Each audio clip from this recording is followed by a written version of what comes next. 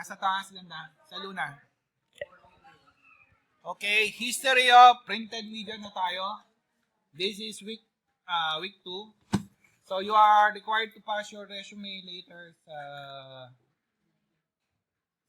MS Forms. Hanggang gabi.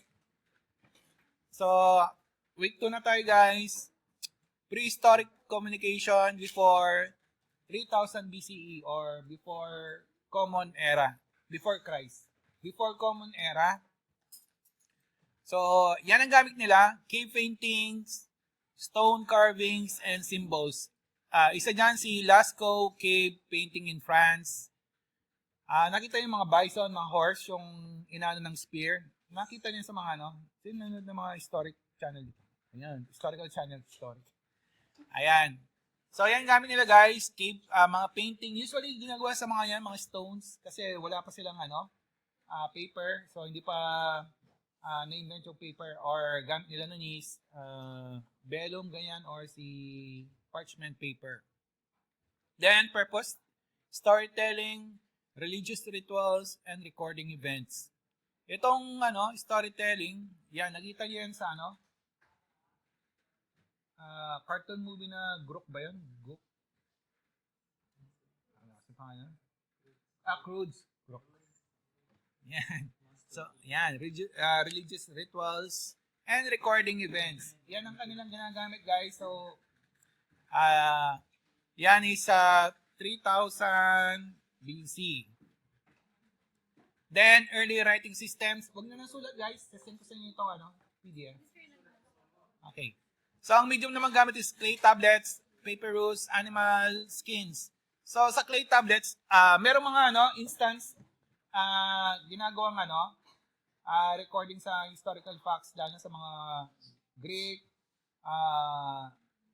Holy Roman Empire, mga Franks, Han.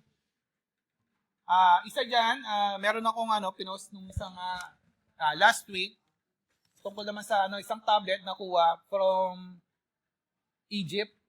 Then yung clay tablet is for sa mga Greek administrative officer nila, payroll. Yung sweldo niya, naka-ukit doon. Then, ginagamit sa administrative records, literatures, and religious texts. Ayan, sample si Sumerian cuneiform on clay tablets. Saan kasi yung Sumeria? Si may idea. So, saan ito? Mesopotamia. Ang pangalan nyo is Iraq. O tawag natin Iraq. Pag Persia, anong katabi ng Iraq? Iran, no? Iran na nagugulo ngayon.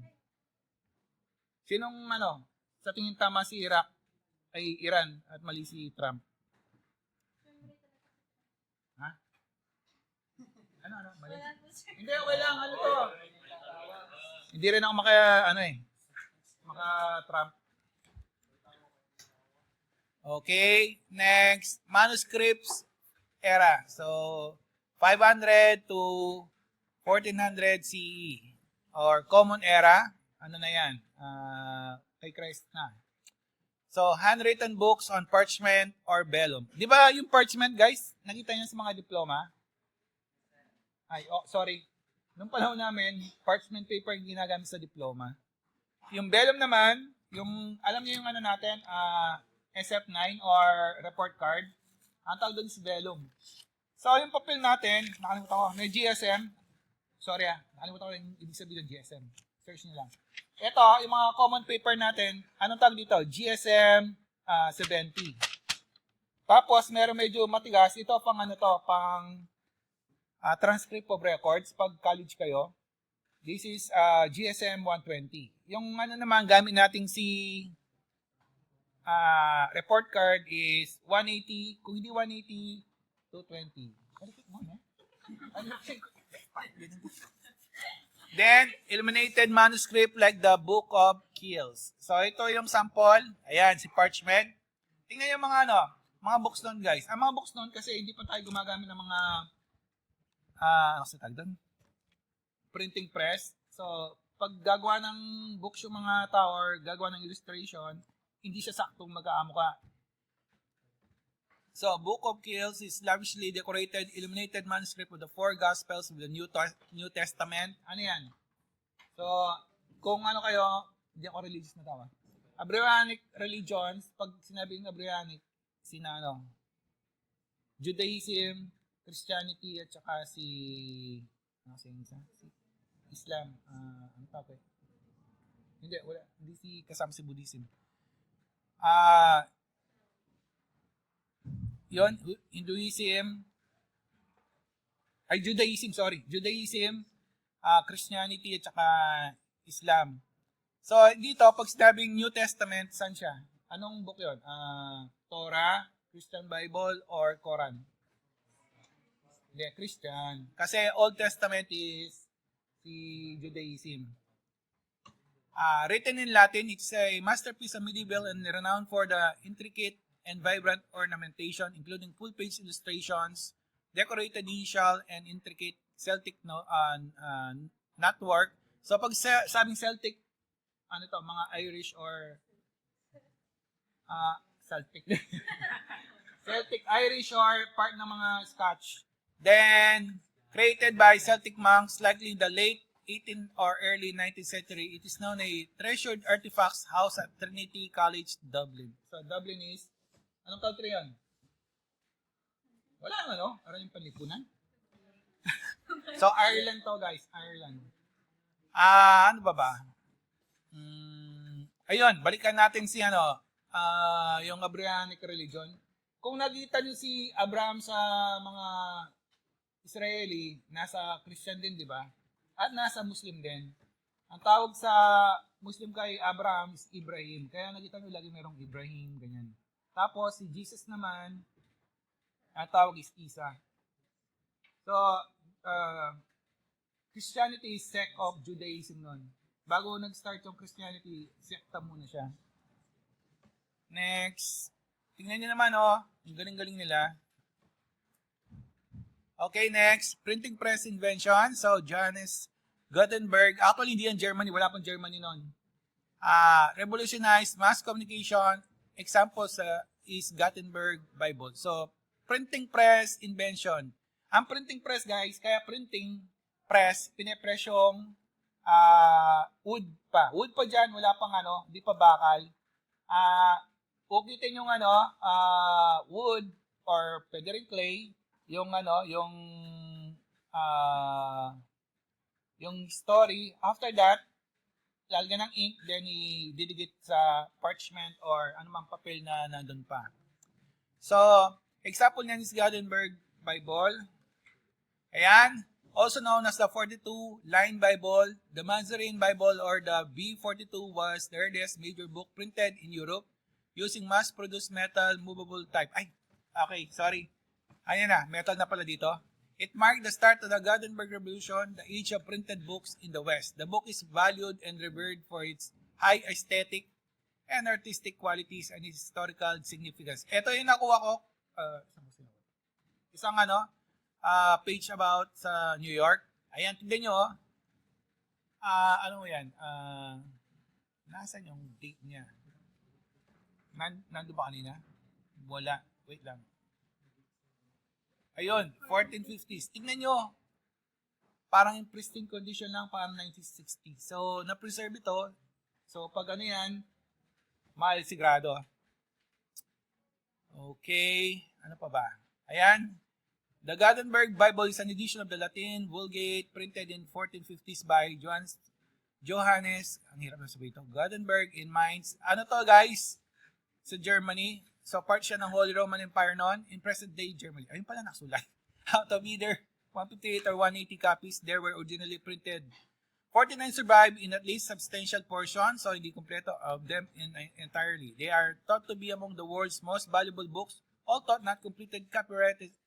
Copy has been sold since 1978. In March 1455, the future Pope Pius II wrote that he had seen pages from the Gutenberg Bible displayed in Frankfurt to promote the edition. Ayan.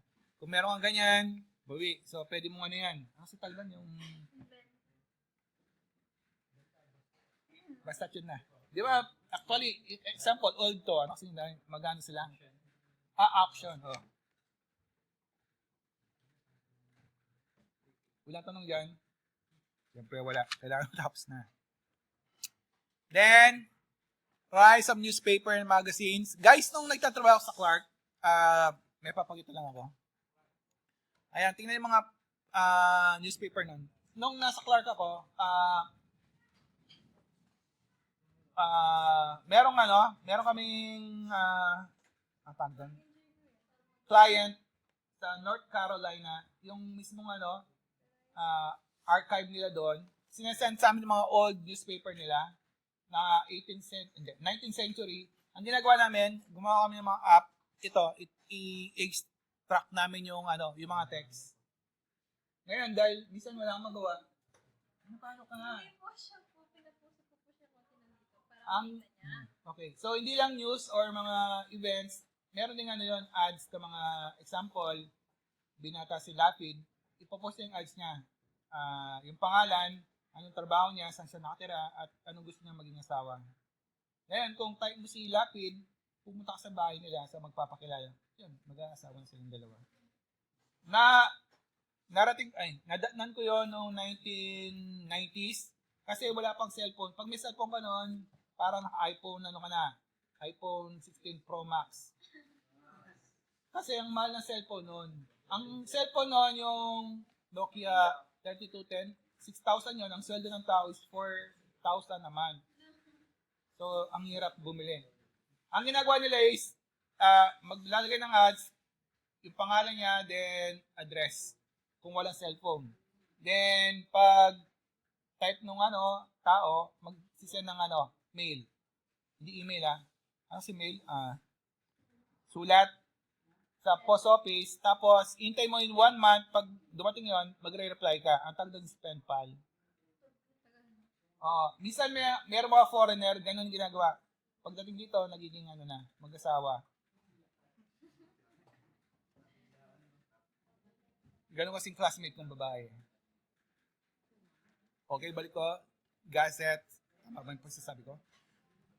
First newspaper published in Europe, purpose, news, public opinion, and entertainment. Si London Gazette, 1665, and New York Times, 1851. So, ano daw yung Gazette? Tama ba? Gazette, no? To announce or publish something in an official list or record. Sa atin, sa Pilipinas, the oldest is Manila Times. Ayan. 1898, panahon ng Revolusyon. So, sino ba nakita ng Manila Times? May nakita ba kayo? Bagay. Nakakaya talaga ako. Tanda-tanda ako na. Philippine Daily Inquirer. Nakita ba kayo mga newspaper?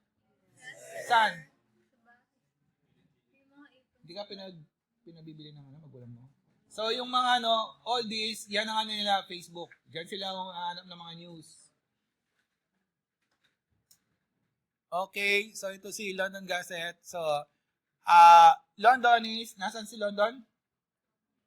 London Bridge. UK. So, United Kingdom of Great Britain and Northern Ireland. Pag sinabing British, guys, taga-UK siya.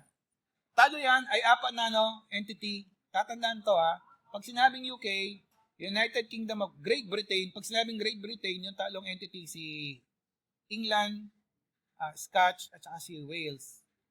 Tapos, pag sinabing United Kingdom of Great Britain and Northern Ireland, so yung northern portion ng Ireland. Kasi yung Ireland is a Catholic Republic.